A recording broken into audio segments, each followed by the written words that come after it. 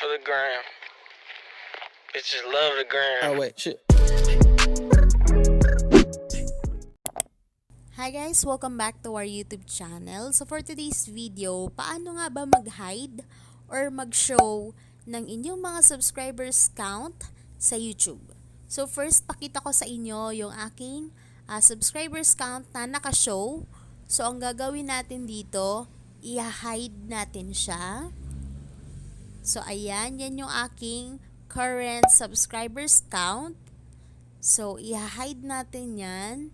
And then, after nyan, diretso na tayo dun sa ating mga browser, kung ano available nyo na browser. Search natin dito sa taas, www.youtube.com. And then, request tayo dito sa taas yung arrow na red. Click natin yan. And then, scroll down. Hanapin natin desktop site. Ayan. And then, click natin yung ating profile picture. Click natin YouTube Studio. So, antay lang natin ng konti. So, andito na. Dito naman sa left side, pindutin natin yung settings icon. And then, click channel. And then, click advanced settings. Then, scroll down. Hanapin natin. Ayan. Subscribers count. Dahil nga nakashow yung aking subscribers, ibablank natin yung box. Okay? Para ma-hide.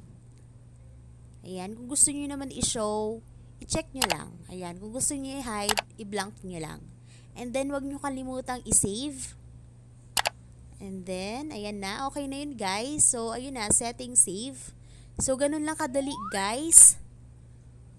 So, ayun. So, tingnan natin dito. Check muna natin yung ating subscribers count kung talagang nag-hide. So, ayan na guys.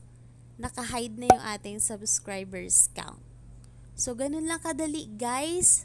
So, check din natin sa ating YouTube application. Naka-hide na rin dito. So that's it for today's video guys. Thank you for watching. At kung nagustuhan mo tong video na to, give this a thumbs up and leave a comment below para sa mga dagdag na katanungan. See you in my next video. Bye!